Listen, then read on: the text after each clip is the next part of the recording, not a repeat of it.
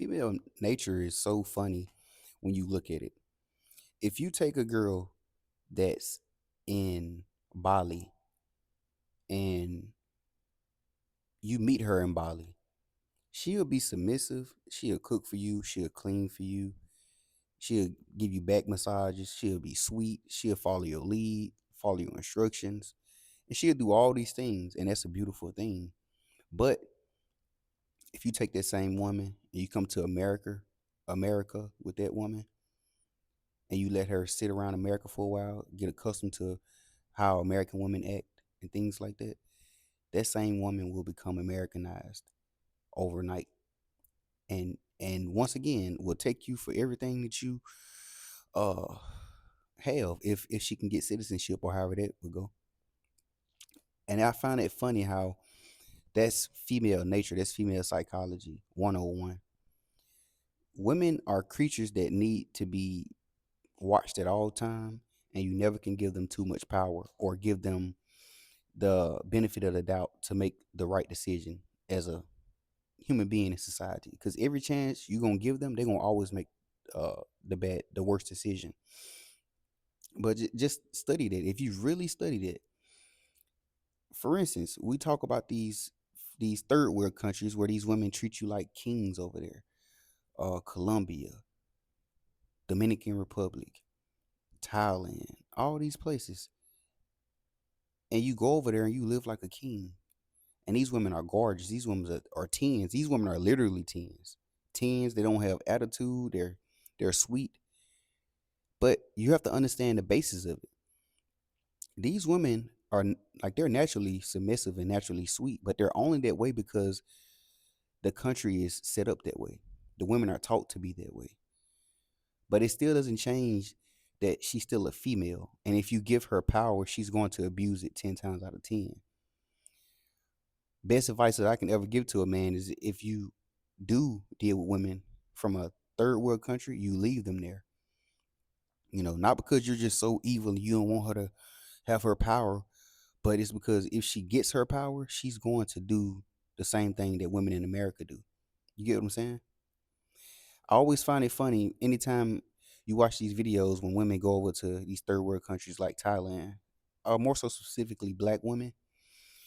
And it's funny when you see them over there in third world countries, black women do horrible, or just American women do horrible in third world countries. Even if they can live better, they do horrible as far as the dating market. You will see black girls and you watch them talk, the ones that move to Thailand. They rent to be cheap. They'll be living in a nice high rise. They're eating cheap. Life is great. But when they go outside, nobody wants them. Ain't that crazy? Nobody wants them because the men who are naturally there, the men who are uh domestic to that area, those men are used to dealing with feminine women. Those women there are used to being feminine women. So because of that, those men are comfortable with dealing with the women of their own race or women who are submissive and kind and soft spoken. So when they're there and they see a loud talking black woman who's entitled, who usually act crazy in America, they look at her and they basically ignore her. Which is that's what you should do. That's what men have forgotten about.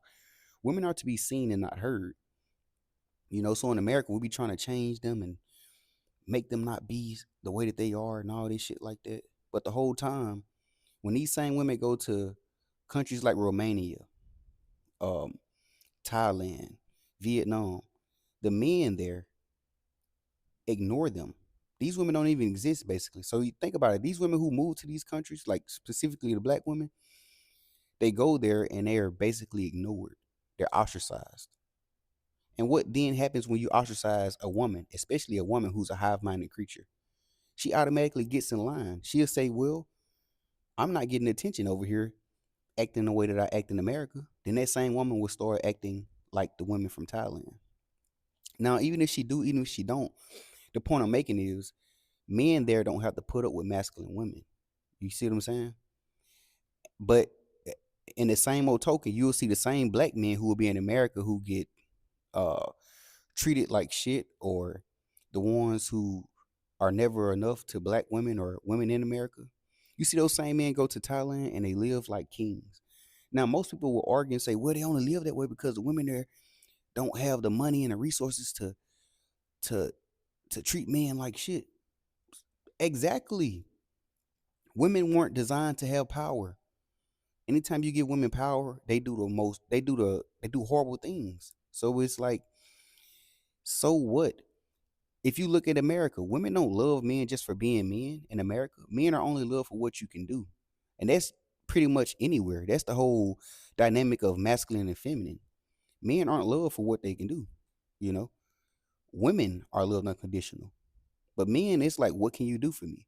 So if a man is going to let's say a man go to Thailand and he make 50K a year. Cool. If he's able to make 50K a year and he's staying in Thailand, he's gonna live like a king. And he's gonna get to deal with beautiful women that he would have never been able to deal with in America. You see what I'm saying? And those women would be glad that they are able to get a man like that and they won't fuck up. And even if they did fuck up, it's so many beautiful women like them, just around the corner that it wouldn't even matter. You know what I'm saying? So it's like it's funny, but when you study female nature, that's what you understand about female nature. As long as you keep female nature under control and understand what it is and don't allow women to have power the way a man has power, any world that you live in will be a beautiful place.